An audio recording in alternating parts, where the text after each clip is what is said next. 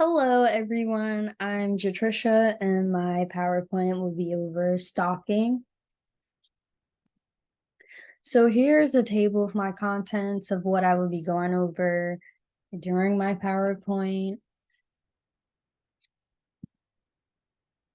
We can start off by defining what stalking is. So stalking is a pattern of behavior directed at a specific person that will cause a reasonable person to fear for that person's safety or the safety of others.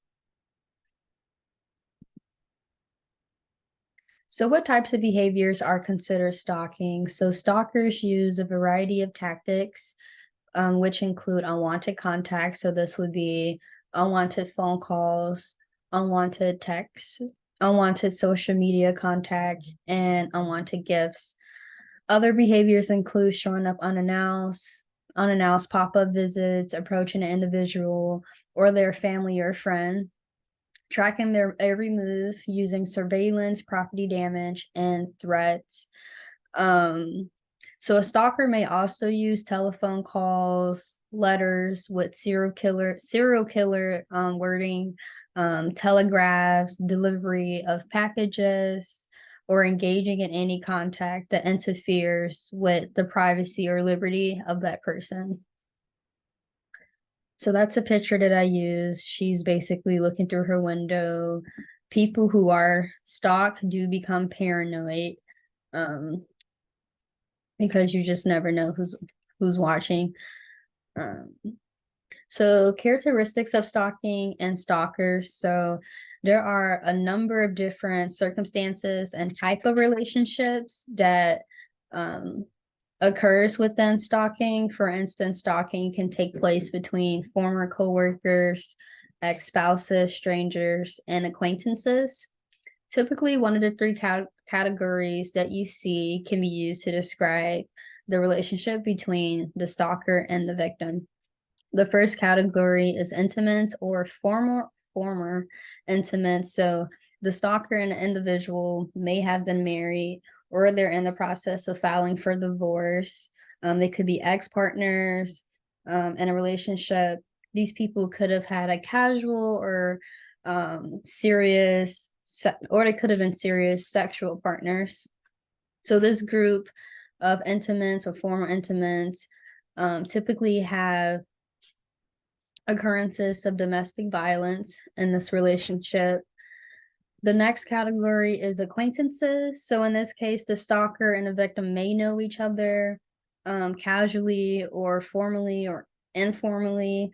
For instance, it could have been one or two dates.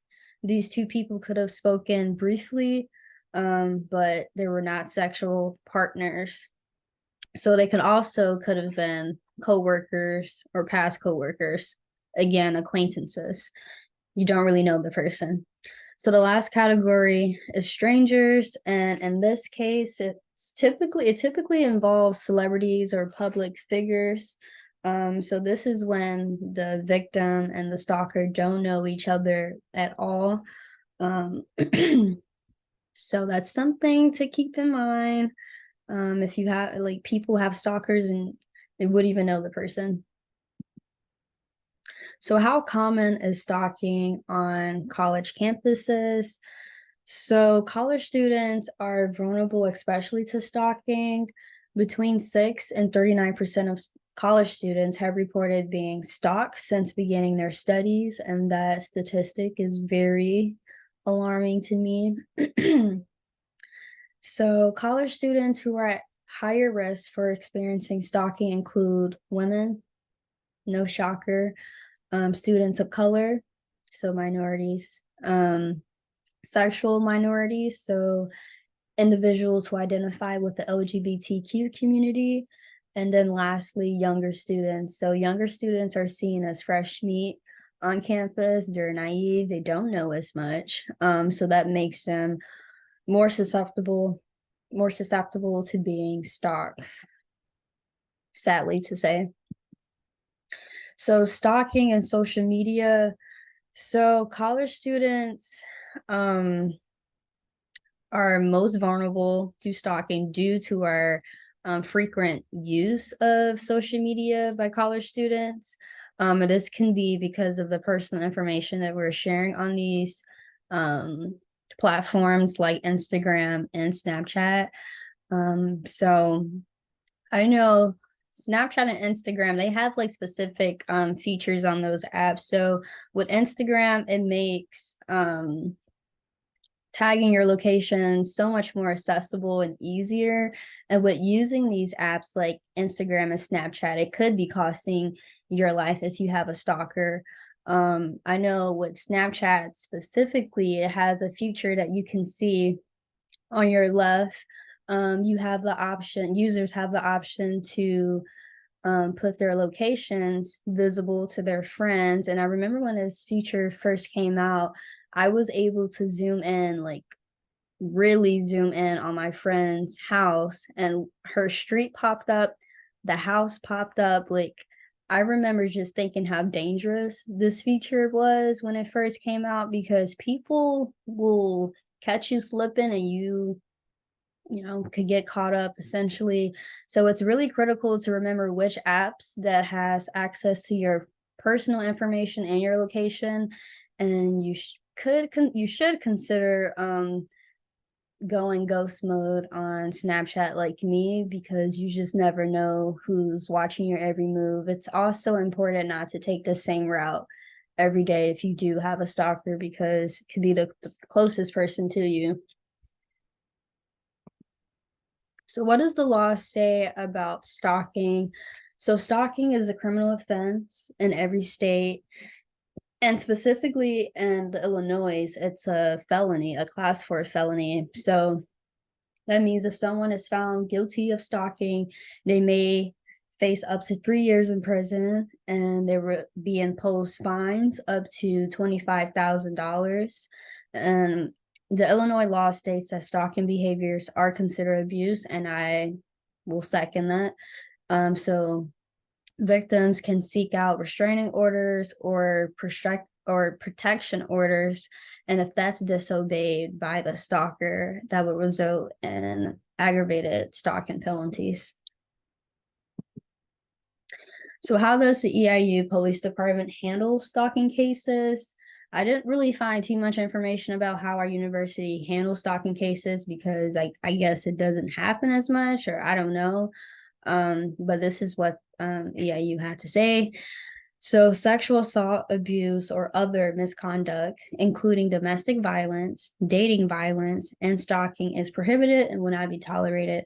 So once a complaint is received, the first step taken by the university personnel is to ensure that the complaint is safe and protected from harm. Also, if you're coming forward with a complaint, it's really critical that you have any evidence of you being threatened, any evidence of physical harm, any of those unwanted contact tactics that I talked about previously. All of that evidence would be really important to get in this person if you're in a stalking situation. So what should a victim do? So it's critical at this time to alert family and friends about your concerns of being stalked. It can make the experience much more easier with having a support system. I've mentioned previously that you can seek out a protection or no contact order from an attorney, but it's important that if you believe that you are in immediate danger, you should contact local police. Do not intervene. Try to remain somewhere safe. Yes. So over here, I also have some information about the civil protection orders. These are also called restraining orders, and these are meant to keep the stalker from contacting the person or coming within the same vicinity of that same person. And like I mentioned earlier, if that restraining order is violated, that person can be imposed fines, incarcerated, many other things if they are willing to risk it all, essentially. So when I think of stalker, the first movie that comes to my mind is Halloween. I believe that Halloween is a cult classic, and this film embodies what a true serial killer is, in my opinion. So if you don't know what Halloween is, if you don't like scary movies, Halloween is about Michael Myers who kills his sister when he's 6 years old on Halloween, and he returns to the fictional town Haddonfield, Illinois, to terrorize residents, and he always has a knife. He always has a knife in his hand. So basically, everybody in this film who has sex dies in the film, and I included this clip that you can watch.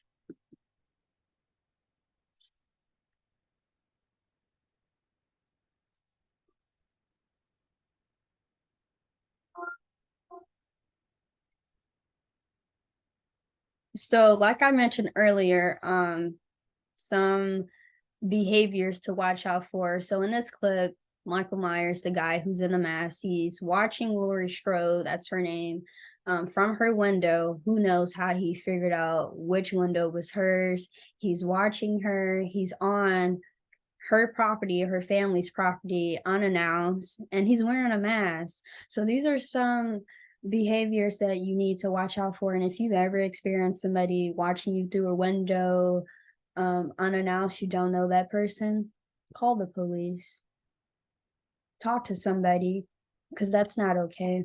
And it's, quite frankly, it's terrifying. So I wanted to talk about the Stalking Prevention Month. It's in January, and unfortunately, stalking doesn't get as much awareness as it should. Because I didn't even know that there was a Stalking Prevention Month, so I wanted to throw that information out. If no one was aware of that, I also found out that Human Trafficking Awareness Month is also in January, so that's good to throw out there for everyone. On a serious note, I came across this news article about this lady who was experiencing a stalker incident. She was in a stalker incident, and her stalker took off his ankle monitor and killed her. She had a restraining order, a protection order. She came forward to the police saying that she feared for her life. He threatened to shoot her in one occurrence. And then a year later, while he's on house arrest, he takes off his monitor. The victim is not notified. And it just had me thinking, if she had a restraining order and that didn't help her, what what will help these victims in these situations? Because at the end of the day, a restraining order is nothing but a piece of paper, and some of these stalkers, they would feel even more motivated with that piece of paper, knowing that they can't come within contact. They often would try even harder to get in contact with that person. So with that being said, my thought question is, what are some other tactics that can be created or put in place if an individual disobeys a restraining order? Because this is scary. We need law enforcement to enforce harder laws on cases like this, because it doesn't get as much coverage on the news as it should. So that concludes my PowerPoint on stalking. I hope you all enjoyed it, learned something new. Here are my references that I use. And yes, how do I stop this?